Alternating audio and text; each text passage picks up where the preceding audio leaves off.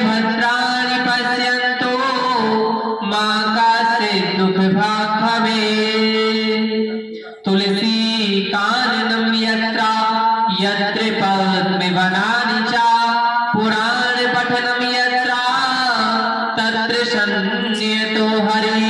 मूकं करोति वाचालं पंगुं लंघयते गिरिं यत्कृपातमहं वन्दे परमानन्दमाधवम्।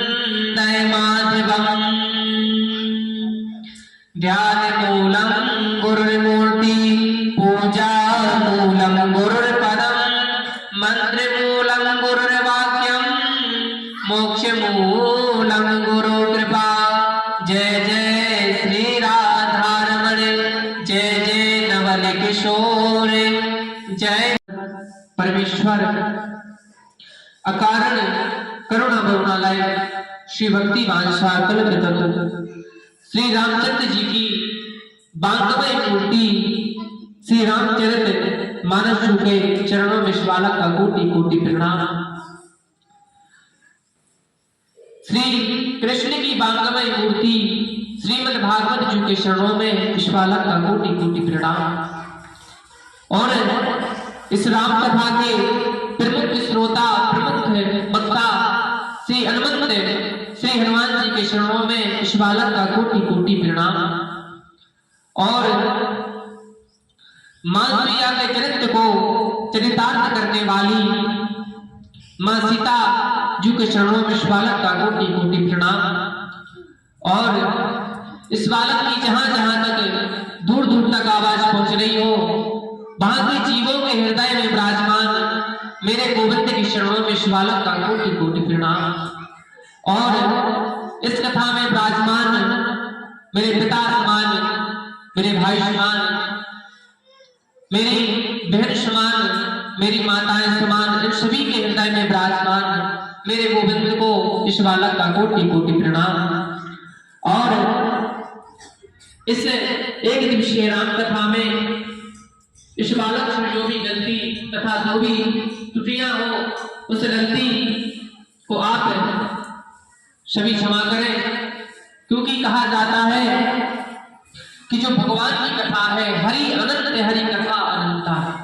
भगवान की कथा कोई कह नहीं सकता। इस संसार में इतना कोई ज्ञानी नहीं है कि ये जो जन्म ले और जन्म लेने के बाद इस घोर कलयुग में भगवान की कथा सबको सुना दे, क्योंकि भगवान का नाम बड़ा बड़ा होता है।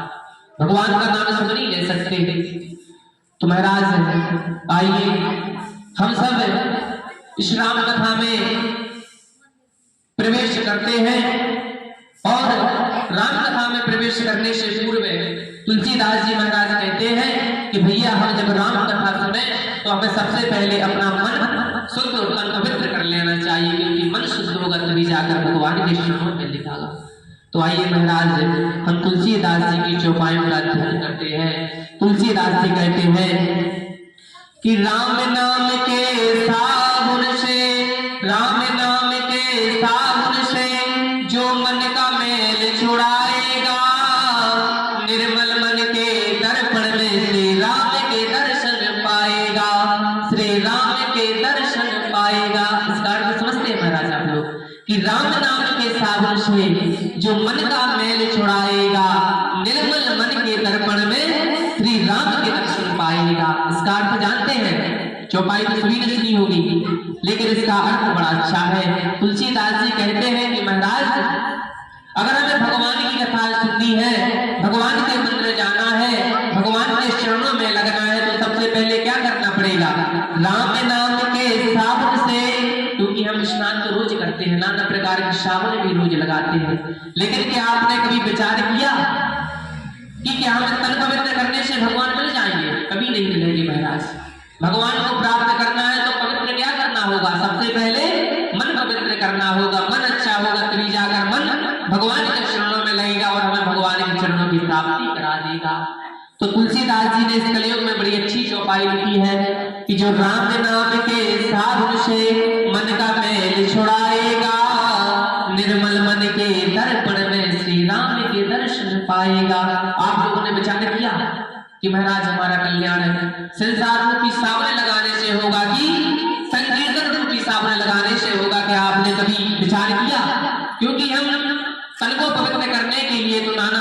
साबुन लगा लेते हैं, हमारा तन तो पवित्र हो जाता है, लेकिन मन को पवित्र करने के लिए आपको क्या करना है, कौन सा उपाय है जिससे आपका मन पवित्र होगा?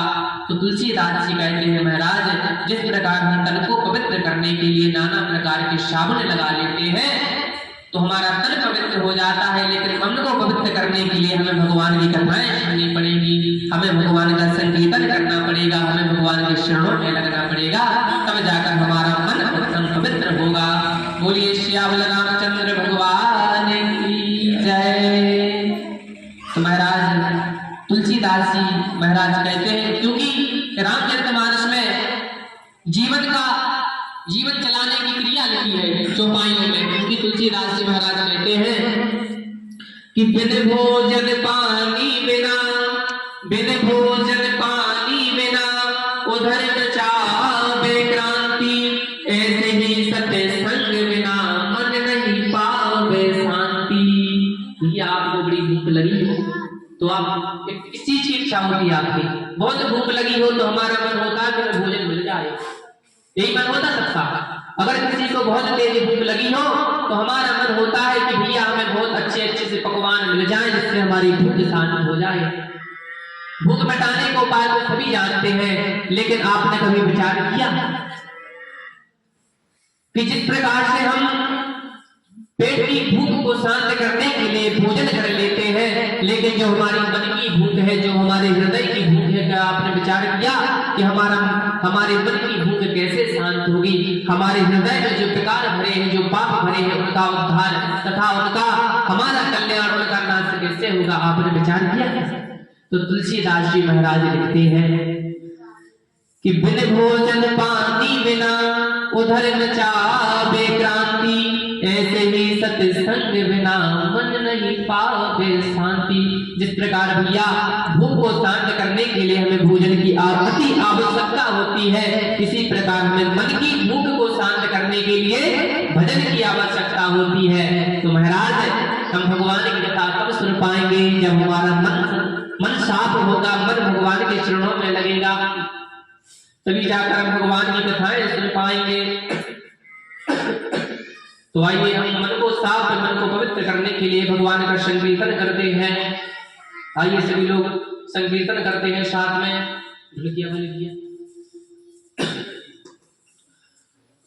आइए सब लोग मिलकर भगवान का 2 मिनट नाम लेते हैं, उसके बाद कथा प्रारंभ करेंगे। सीताराम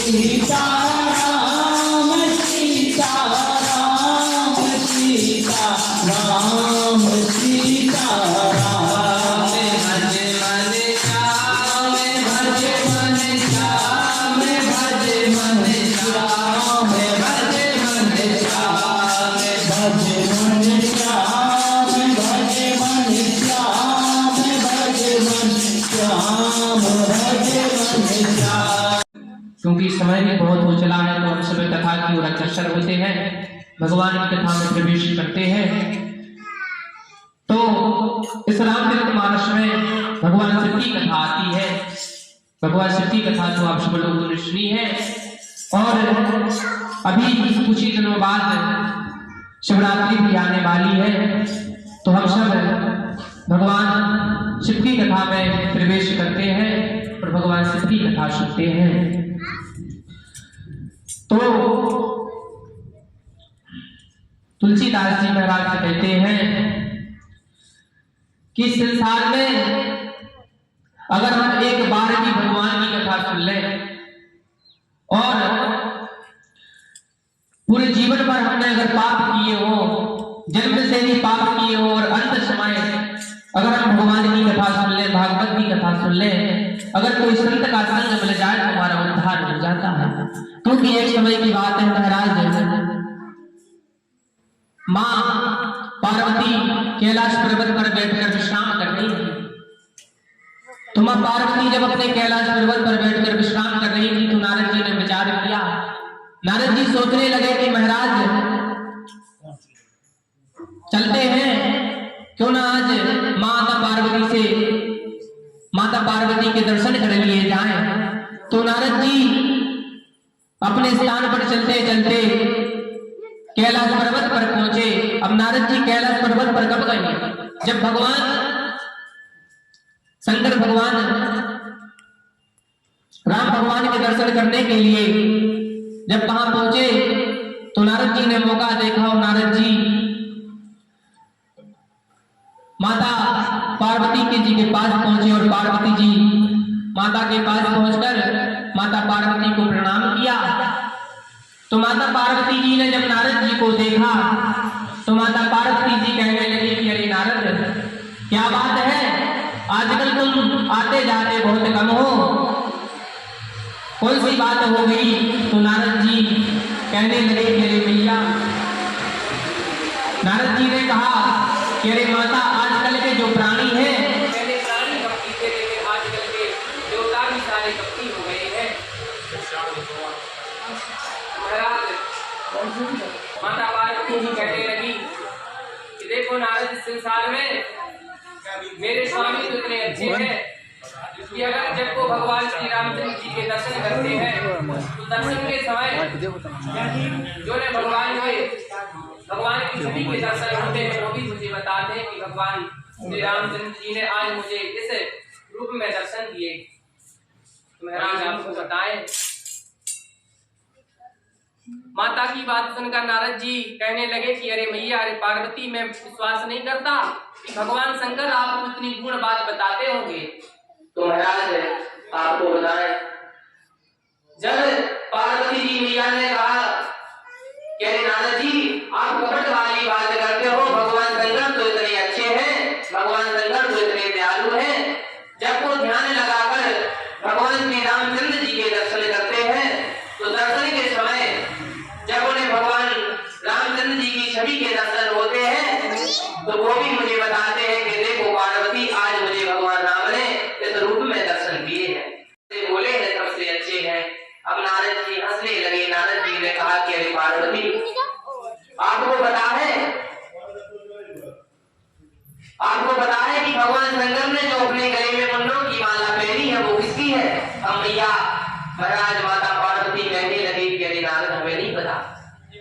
तो नारद जी हंसने लगे। नारद जी कहने लगे कि अरे मैया, जब आपको ये नहीं पता कि आपके स्वामी ने गले में किसकी माला पहनी है और मुंड किसके हैं, तो मैं नहीं मानता कि भगवान शंकर आपको सभी बताते होंगे कि जो भगवान राम का ध्यान करते हैं और जो उनके सभी गुण के दर्शन होते हैं वो आपको बताते होंगे। मैं विश्वास नहीं करता।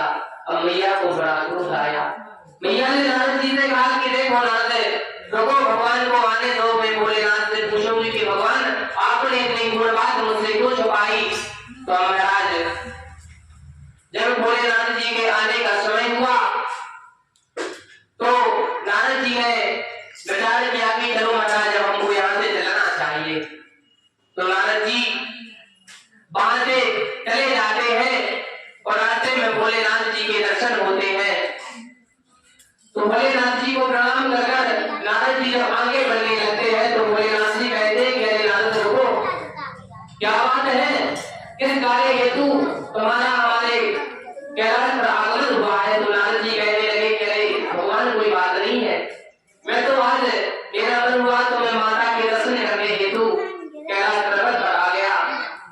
तो महाराज नारद जी ने भगवान शंकर को प्रणाम करते हुए अपने धाम को चले जाते हैं। अब नारद भगवान जैसे ही आते हैं तो भगवान शंकर माँ पार्वती के पास पहुंचते हैं। तो भगवान शंकर ने देखा कि माता पार्वती मलिन वस्त्रों में माता के नेत्र लाल लाल हो रहे थे। माता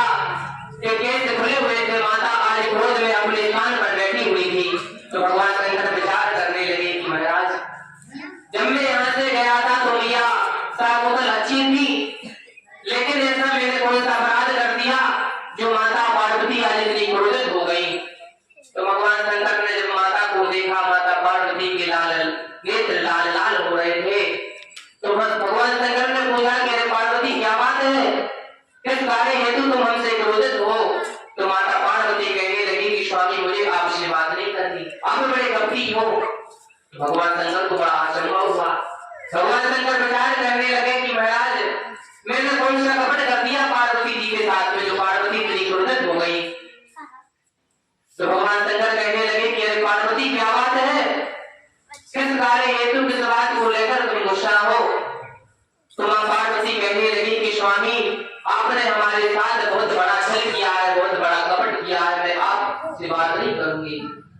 तो भगवान शंकर कहने लगे कि अरे पार्वती बताओ कौन सी बात है, कौन सा कपट है, कौन सा झूठ है जो मैंने आपसे छुपाया हो? भला आप जानती हो कि जब हम भगवान कृष्ण राधे कृष्ण कृष्ण कृष्ण राधे